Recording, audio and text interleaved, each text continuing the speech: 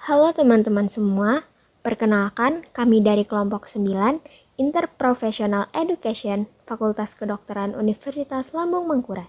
Pada kesempatan kali ini, kami akan membahas tentang COVID-19 dan vaksinasi dengan judul Pembelajaran tatap muka digelar, sudah siap belum?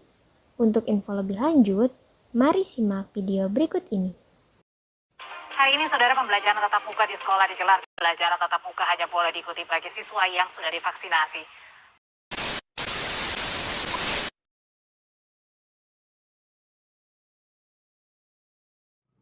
Berdasarkan data dari situs covid.go.id, pada hari Kamis 7 Oktober 2021, kasus aktif COVID-19 di Indonesia bertambah sebanyak 1.393. Seiring menurunnya kasus COVID-19 di Indonesia, awal September 2021, pemerintah menetapkan aturan pembelajaran tatap muka di wilayah PPKM level 1 sampai 3. Metode pembelajaran selama pandemik ini banyak membuat anak merasa stres dan lelah. Nah, menurut survei yang dilakukan oleh KPAI, ada sebanyak 79,9% anak yang merasa stres akibat metode pembelajaran jarak jauh ini. Karena mereka tidak dapat berinteraksi secara langsung bersama dengan guru ataupun dengan temannya. Menurut seorang psikologi klinis yaitu Dr. Indria L. Gamayanti, MC psikolog, mengatakan bahwa stres dapat dicegah dengan melakukan self-care. Setelah 1 tahun melakukan pembelajaran jarak jauh, kini pemerintah sudah mulai mengeluarkan kebijakan pembukaan pembelajaran tatap muka yang tentu saja ini akan menjadi kabar baik dan kabar buruk. Bagi anak-anak, tentu saja mereka merasa senang karena mereka kembali dapat bermain dan berinteraksi bersama teman-teman dan gurunya. Namun, bagi orang tua ini cukup mengkhawatirkan karena masih adanya ketidakjelasan keadaan di pandemi saat ini.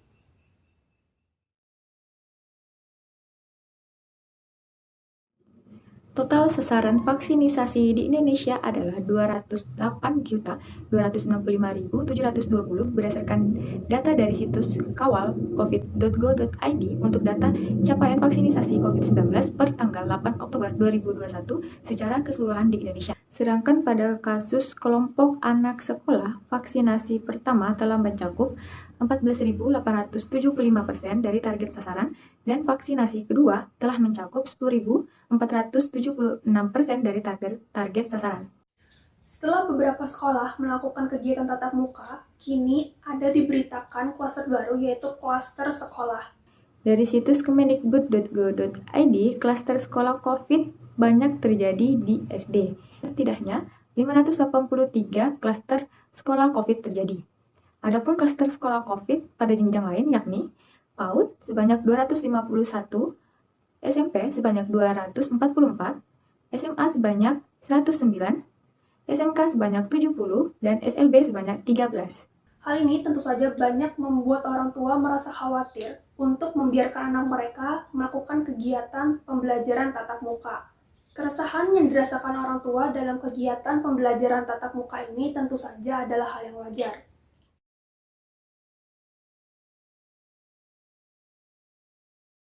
Gejala COVID-19 khas yang muncul pada anak. Jadi, sebuah studi menunjukkan bahwa dari 208 pasien anak positif COVID-19 yang diliti, ternyata ada 140 kasus tidak nampak bergejala. Artinya, hanya 32,7% kasus yang mengalami gejala. Meskipun demikian, kita juga perlu tahu apa saja sih gejala COVID-19 yang khas yang muncul pada anak. 3 gejala COVID-19 yang paling khas muncul pada anak. Yang pertama yaitu batuk, yang kedua yaitu kelelahan, yang ketiga yaitu demam. Namun, tidak dapat dipungkiri bahwa gejala gangguan pencernaan seperti muntah dan diare juga bisa terjadi meskipun sangat jarang. Penanganan yang dilakukan apabila anak mengalami COVID-19. Anak yang terinfeksi virus corona dan tidak menunjukkan gejala yang terlalu parah bisa dirawat di rumah. Pastikan anak minum banyak air putih dan memiliki banyak waktu untuk istirahat. Selain itu, usahakan anak beristirahat di ruangan dengan ventilasi yang baik. Selalu pastikan anak yang terinfeksi virus corona mempraktikkan kebiasaan bersih, mulai dari cuci tangan minimal 20 detik, menggunakan masker dengan cara yang benar, dan juga perlu berkonsultasi dengan dokter tentang kondisi kesehatan anak. Perawatan medis dibutuhkan jika gejala COVID-19 terus terjadi selama lebih dari 7 hari, apalagi jika ada gejala lain yang lebih parah. Misalnya, sesak nafas, demam tinggi lebih dari 38 derajat Celcius, munculnya ruam, sakit perut, muntah, diare, dan dehidrasi.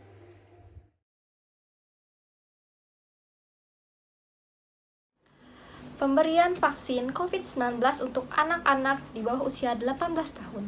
Vaksinasi itu merupakan salah satu cara yang dilakukan pemerintah untuk mengurangi angka kesakitan dan kematian akibat COVID-19. Saat ini, program vaksinasi COVID-19 sudah menyasar kelompok usia 12 tahun hingga 17 tahun.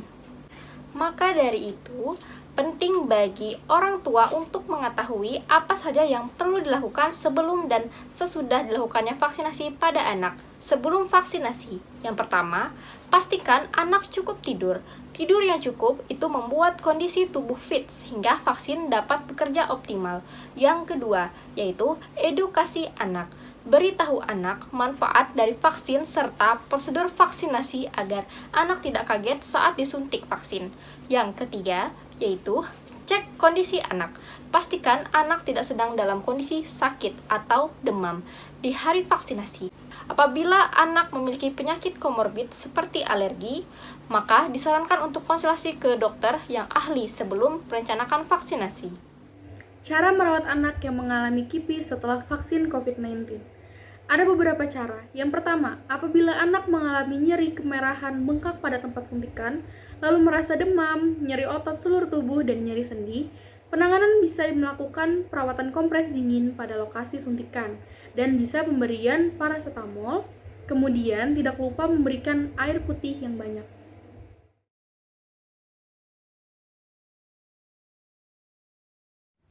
Untuk melakukan kegiatan pembelajaran tatap muka ini, tentu saja anak harus kembali menyesuaikan dirinya. Nah, penyesuaian diri ini dapat dilakukan dengan dukungan psikologis yang dapat diberikan oleh guru dan orang tua.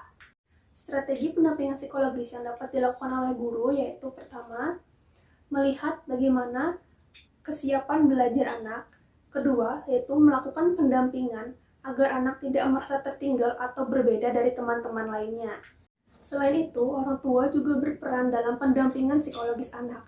Caranya yaitu dengan memberikan dorongan sehingga anak dapat merasa bahwa pembelajaran tatap muka itu adalah hal yang lebih seru daripada pembelajaran jarak jauh sebelumnya. Sekian dari kelompok kami. Mari bersama kita lawan COVID-19. Stay safe dengan menerapkan protokol kesehatan 3M, yaitu memakai masker, mencuci tangan, menjaga jarak, dan menghindari kerumunan. Indonesia merdeka dan sayangi bumi kita. Terima kasih.